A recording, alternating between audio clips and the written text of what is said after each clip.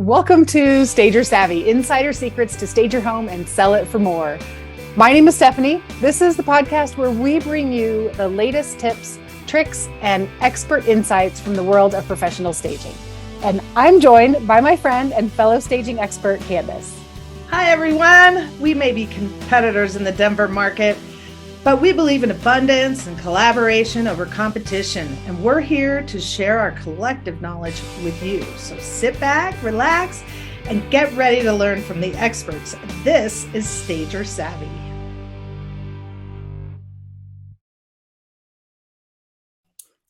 Hey, Kandice, how are you? Hi, Stephanie. I'm great. How are you? I am great. Today, we are talking about the psychology of staging. This is episode 9. How about that? Almost to double digits. Right. But this is going to be good. We're going to talk about the emotions of staging, how to figure out what buyers are looking for, how sellers can kind of work through their emotions of it being their house and just all of that kind of mental mind block stuff. So Exactly. yeah. I don't know if people realize what an emotional experience it is on both sides of the transaction, not only for the sellers who are selling their home, but for buyers as well, just deciding which home they want to make theirs. For sure. Yeah. Right? Yeah. I mean, I always think like the seller side, the seller sort of has that harder job, I feel, because like they're preparing their home. They're stuck in that, well, this is my home. It's mine and I like it this way. But they also have to get to a point where they have to realize that their home is somebody else's dream home and they have to show it to them in order for them to be able to fall in love and see themselves living there. And that's a hard jump for them to make sometimes. So how do we help them with that? Well, they really need to separate themselves, don't they, from their home and not calling it their home anymore. It's now a commodity. Yeah. That's how they really have to look at it, as a commodity that other people want. Right. I tell them that it's So, not your home anymore. It's just a house. It's a product that you're selling and you want to get the best price for. right. You're not going to get Very the best difficult. price if it feels like it's your personal space. It's got to be more Neutral. than that. Yeah. And that, I mean, I see it in my clients all the time, as I'm sure you do too. That's that real struggle for them.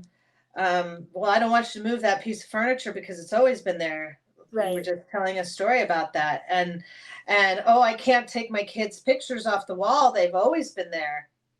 Not anymore. Right. Right. Yeah. I was telling you. So I was with a client the other day who they've been in their house for 55 years. So, I mean, I get it, right? All they know is this is the way the house looks. And the struggle of being able to like envision their own home, envision someone else living in their own home. Very But difficult. Very yeah, difficult and I after 50 started to talk years. to her about I use the hotel analogy and I use it a lot, but I was telling her, I was like, we're actually in her bathroom when this came up. And she's got all these pretty things on the wall, beautiful shells and all this stuff, and her perfumes and whatever. I was like, so let's take it down to about half. So there's a few things, but we don't want somebody to walk in. Like bathrooms are personal spaces anyways, Very. right? That's where we do all our personal things. So I feel like they're especially personal. So it's even more important that we create it to be neutral. So that's where that hotel analogy comes in. Like, Right. imagine you're walking into a hotel, somebody was there last night, somebody showered in that shower yesterday.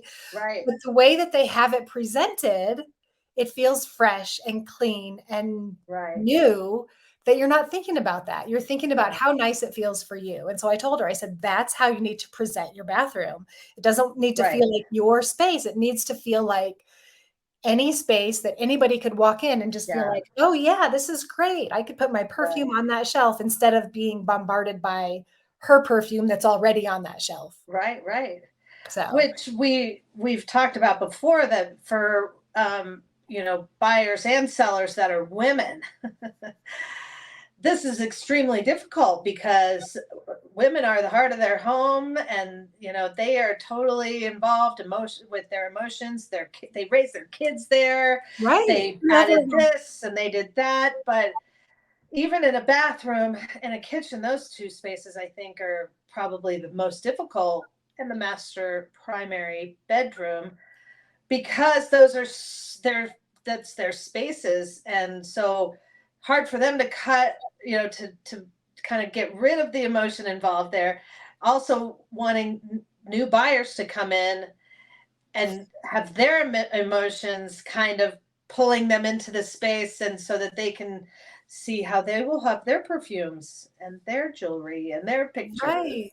Yeah. So how do we, I mean, like, what's the big breakthrough for clients when your clients are stuck? Like, how do you get them over that hump besides just saying the same thing over? Like, sometimes you have to just keep saying it and keep saying it, right? Like, it's not about you. It's not about your perfume. I love your perfume, but Right. the next guy might not like it, Yep. and they have to feel comfortable in this space. And is it just repeating that same information? I feel like I Well, do and that. these days it could be two men moving into the home and Absolutely. not necessarily a woman at all, That's who absolutely right. won't have perfumes. Right. So being cognizant of all of those things is really our job, to Anybody who might need it. Yeah. help them to start to make the break, and not having it be their property anymore, and just neutralizing everything so that buyers can see how they can, dress it up for themselves. Yeah. And I think the pre-packing helps with that too. Like, talking to them about, hey, you're moving anyway. Let's get most of this stuff out of here and just have the basics, just Right. enough to make it feel warm and inviting. Right.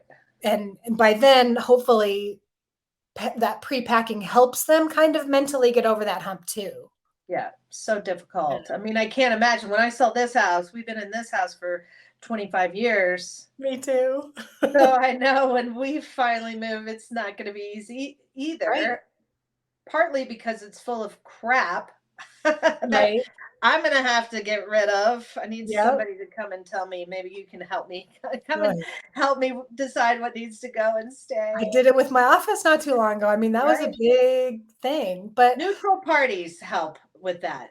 for That sure. aren't involved in the sale, that aren't related. Just a neutral party can come in, and a lot of times, if Yep. we have the right kind of tact, we can help them to understand that they are this is no longer their property, but the commodity that they're selling. Right.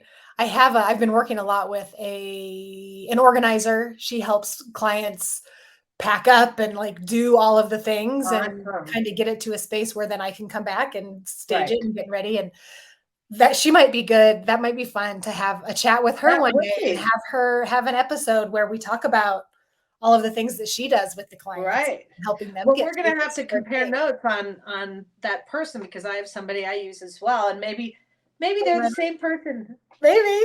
That'd be funny. All right, so upcoming episode, we'll have to keep that in our That's a mind. great idea, because Yeah, and that organize is so part of our business.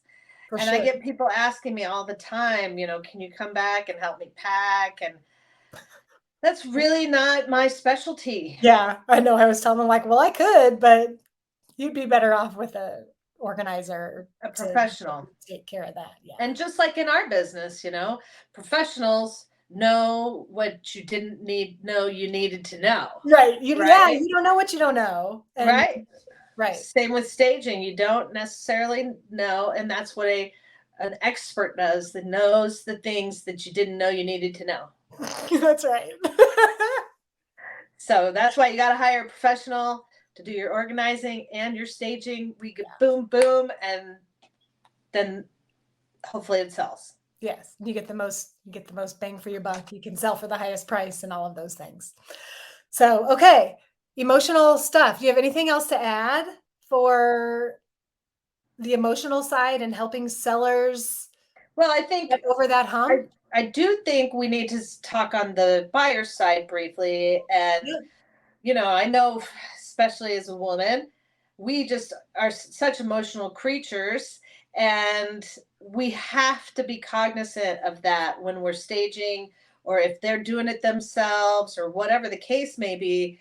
we have to be cognizant of trying to get that emotion, because without it, they're not gonna buy on that property maybe. So Right. ways that you can bring emotion to the sale. We always talk about little vignettes, which Yes. are little staged accessories, I guess, that Yeah. help buyers commit and engage and feel that emotion. I always talk about how I like to stage, as most stagers do, with a couple coffee cups and a little thing of coffee, whatever the case may be. But I always say to my clients, as to why we do that, is to get them, get those buyers to be having that conversation of, oh honey, look at right here, we can have our coffee in the morning, That's and right. over here we can have our cookbook out. So we're showing them and Yeah. capturing their emotion with those little vignette kind of Putting that ideas. picture in their head of how they're going to use the space and how they're going to live. And oh, I'm going to Yep, have my yep. morning coffee over here and Right, this great right. little corner to sit in every day when I, whatever. Yeah. Yes. So, because isn't it 17% of buyers can envision how they're going to live in a home? I mean, I 17%. thought it was only 10, but I think it's whatever. Yeah. 17. Well, I don't know exactly. You know It's a how low number. Most people it's can't see very it. We have to actually show show it to them. them. Yeah. Which Yeah. is shocking, because that's it's a natural thing for me to see Well, how to live in a home, which is why I'm a I was stager. going to say that's why you're doing what you're doing, That's girl. right. That's right. But most people can't even see that. So Right. There's even a lot of real estate agents who can't see that, which is they don't realize why staging is so important because they don't see like the bad picture versus how much better it could look if we got rid of all of the fake plants from 1982, and right. they're not even seeing those fake plants. They see those buyers see those plants and say dust. Right. And there are some agents who can't see that, but so they don't think there's Yep. anything wrong with the way they're presenting their homes. Yep. But They clearly have really not there worked is. with us. That's right. They're the ones that need a stager on their team, but maybe they haven't realized it yet. So hey, if you're Right. one of those Right. realtors and you think Yep. your listings look Exactly. great, maybe you need a second pair of eyes on your listing. I think so. A lot of times. I think a lot of times they A do. lot of times. There are a lot of Yeah. realtors who have great eyes and they can make it look fantastic on their own, but Sure. I But don't know. that's just the reminder again as to why why we're stagers, to pull that emotion away from the seller side and into the buyer Yes, side. exactly. Pull the Yeah. buyers in so that they fall in love. I mean, they have to fall in love. They have, like you said, it's an emotional thing, especially for us women. But I mean, some guys too, but mostly, like we're They're moving in mostly and where would looking I at their keep this? checkbook, seeing Yeah, how much money they have. right. They can That's afford it. all they care about. How big's the garage, That's true. How big's the garage? That's right? number one. If there's a guy space, man cave. Man cave. Yeah. Yeah, but Well, that captures their emotion. for sure. Even though we don't always make the garage look, I don't. Sometimes it has boxes in it. It just depends, but They can see around. that's Room okay. for my tools? Yes. Yes, there is. I do. I had one not too long ago that had like the built-in workbench at the front and the whole, they're like, but if we have box, I'm like, put the boxes off to the side. Let's show off that workbench, hang your That's tools. And right. so we did. We totally staged the garage and the workbench and the whole, it was so much fun. That can be a big But selling point. right. You never know whose attention For it's going to sure. grab. So For sure. emotions are huge. And if you're selling, you've got to be able to get in a place where you can Yeah. present. That's not the right word, but I don't know. Yeah. Give the home to the buyer so that the buyers really can can kind of mentally move in. That's what we want. That's where you're going Which to make the money. bringing that up, that is also leads us to the buyer demographic, Yep. because as stagers, we want to stage to the buyer's demographic, which could be young, hip 20-year-olds in a townhome downtown, Right. or it could be family home in Highlands Ranch. And so how we're going to stage the condo downtown and how we're going to stage the family home in Highlands Ranch are two different things. And so it is really important as stagers for us to figure out who that buyer demographic is and go with maybe over here the more mid-mod kind of look, and over here maybe the more traditional or transitional look. I think that's huge. I think that's a whole episode in and of itself, like demographics and how we might stage differently, like you said, for a downtown townhome or condo as we would for a suburban home or for a 55 plus community, or that's what they call them. That's why it's not a one size fits all job or occupation, because we do have to figure those things out and stage appropriately. For sure. Yeah. To reach the emotions of the people buying it. Full circle, baby. Yeah. That's it. Okay. All right. Anything else? I think that was a nice short emotion psychology. I think we got it, right? Get into your buyer's head, figure out what they're looking for, and make your space look like that. Yes. Okay. Very good. All right. Thanks for tuning in. See you next time. Yeah, we'll see you next time. Have a great day, everybody. Bye, Kandice. Bye.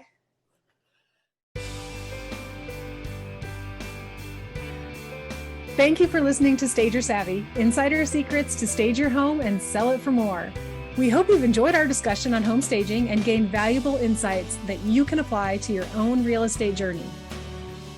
If you have any questions, ideas for future episodes, or would like to learn more about our services, please feel free to visit our website, stagersavvy.com, or reach out to us directly at stagersavvy@gmail.com. We're always here to help. Don't forget to subscribe to our podcast to stay up to date on the latest episodes. And if you enjoyed this episode, please leave us a review. Your feedback is incredibly valuable to us and helps us improve our content and reach more people. Thanks for tuning in. We'll see you next time.